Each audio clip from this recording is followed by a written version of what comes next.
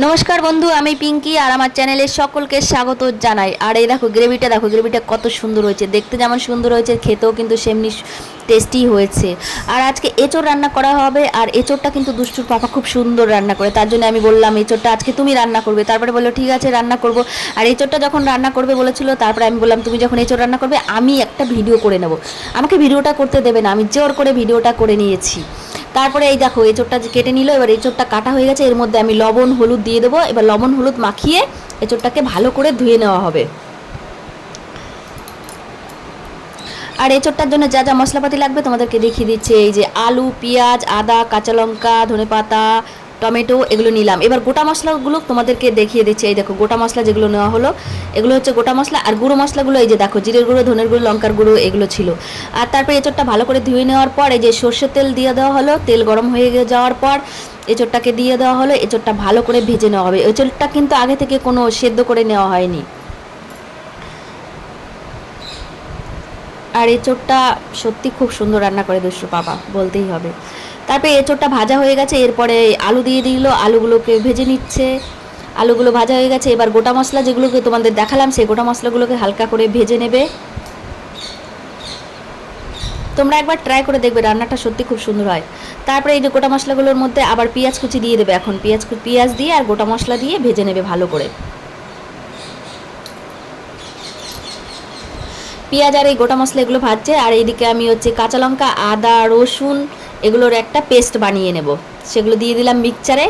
এবার একটা পেস্ট বানিয়ে নিলাম, এই যে দেখো।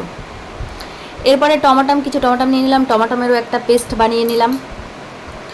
আর তারপর হচ্ছে যে গোটা মশলা আর হচ্ছে পেঁয়াজ যেগুলো ভাজলো সেগুলোরও একটা পেস্ট বানিয়ে নেবো। এগুলো ঠান্ডা হয়ে গেছে, এবার এগুলো একটা পেস্ট বানিয়ে নিলাম।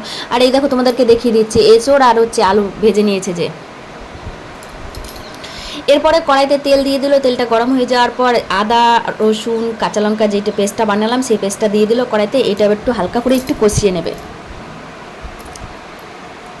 এবার কষিয়ে নেওয়ার পর এর মধ্যে হচ্ছে জিরার গুঁড়ো, ধনের গুঁড়ো যে গুঁড়ো মশলাগুলো ছিল সেই গুঁড়ো মশলাগুলো দিয়ে দিল। এবার গুঁড়ো মশলাগুলো দেওয়ার পর একটু নেড়ে চেড়ে নেবে হালকা করে, হালকা আজে মানে এই করে নিচ্ছে যাতে পুড়ে না যায় মশলাটা। এরপরে ওর মধ্যে কিছু টমেটো কুচি দিয়ে দিল। এবার দেখো নেড়ে চেড়ে নিচ্ছে। এবার এর মধ্যে যে আমরা ভাজা গোটা মশলাটা আর হচ্ছে পেঁয়াজটা ভেজে যে পেস্ট বানিয়েছিলাম সেটা দিয়ে দিল। দেখো গ্রেভিটা এখনই কত সুন্দর হয়ে গেছে দেখতে, এখনও তো আরও বাকি আছে। তোমরা সকলে একবার ট্রাই করে দেখবে, খুব সুন্দর লাগে। এরপরে এই দেখো মশলাটা একটু ভালো করে একটু কষিয়ে নিয়েছে। এবার এর মধ্যে দিয়ে দেওয়া হবে সেই টমেটোমের পেস্ট করে রাখা হয়েছিল, সেই টমেটোমের পেস্টটা দিয়ে দিল।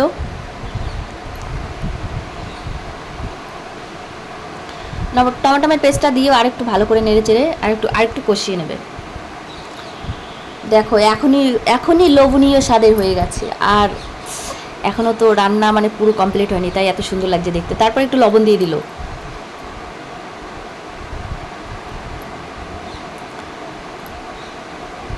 এরপরেই দেখো আর একটু কষিয়ে নিচ্ছে।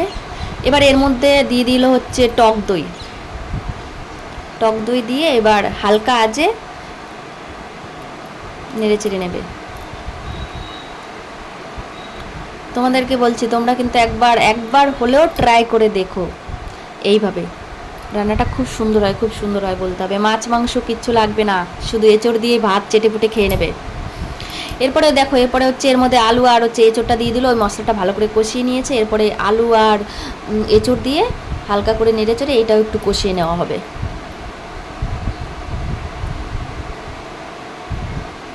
যখন রান্নাটা করছিল তখনই কিন্তু আমার খিদে পেয়ে যাচ্ছিল, মানে রান্নাটা এত সুন্দর লাগছিল দেখতে।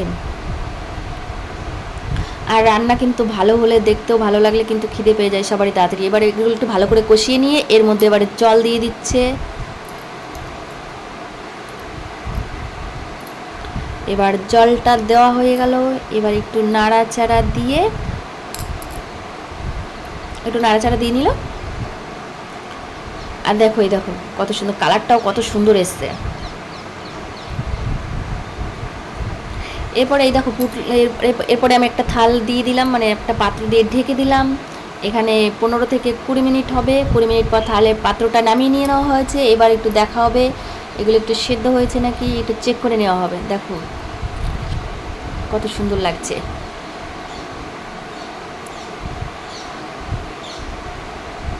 এবার একটু দেখে নেওয়া হবে একটা আলু যে সেদ্ধ হয়েছে কি না।